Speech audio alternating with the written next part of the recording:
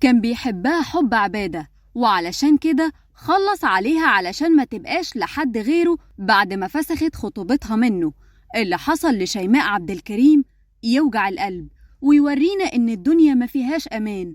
تعالوا نقول لكم إيه الحكاية. فيديو انتشر على السوشيال ميديا قلب الدنيا، والفيديو ده من كاميرات مراقبة رصد في لحظة إنهاء حياة فتاة عشرينية على إيد شاب ب3 رصاصات في عز النهار ووسط الناس، وفي منطقة حيوية جدا وهي منطقة صلاح سالم، ومن غير ما يتهز للمجرم شعرة واحدة أو حتى يخاف إن الناس يمسكوه.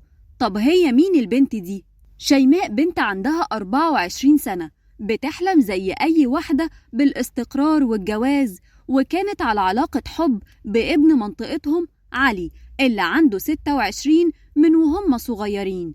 وعلشان يوري أهلها حسن نيته جه وخطبها وهي عندها يدوبك 14 سنة علشان كل حاجة تبقى على النور قدام الناس كلها. وفضلوا مخطوبين 10 سنين، لكن بسبب الخلافات الكتير ما بينهم شيماء طلبت إنها تنفصل عن علي ويفسخوا الخطوبة. علي وعدها أكتر من مرة إنه هيغير كل الحاجات اللي مضايقاها منه في مقابل إنها تفضل معاه وما تسيبهوش، لكن المرة دي هي رفضت رفض قاطع. علي فضل مترصد لها بعد فسخ الخطوبة تحت البيت، كل يوم والتاني يروح لها. في الأول كان بيحاول يقنعها إنها ترجع له، بعدين بقى يضايقها في الطلعة والنزلة.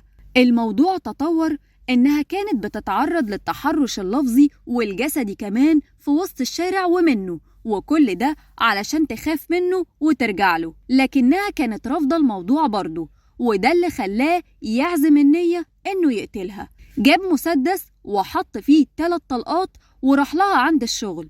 فضل قاعد مستنيها، ولما نزلت حاول يتكلم معاها لكن معرفش، وأول لما لفت ظهرها اداها 3 طلقات وطلع يجري. أهل شيماء بيقولوا إنهم ما كانوش متوقعين إن تهديده هيتحول بجد، خاصة إنهم كانوا بياخدوا كل كلامهم على محمل السخرية، وأكتر من مرة يجي يهددها ويقول لها هقتلك زي نيرة أشرف، ولو مش هتبقي ليا مش هتكوني لحد تاني، لكنهم كانوا فاكرينه بيهدد وخلاص. الغريب في ده هو تعليقات الناس اللي متعاطفة مع القاتل، وبيقولوا إنه أكيد في جزء من الرواية مفقود، وإنه مش هيعمل كده من فراغ، وكأنه اللي ماتت دي مش روح، والجريمة بقت عادية بالنسبة لهم. تفتكروا النوع ده من الجرايم ليه كتر الفترة دي؟ وهل الشباب بقت شايفة إنه القتل هو الحل الوحيد للانتقام بعد الانفصال؟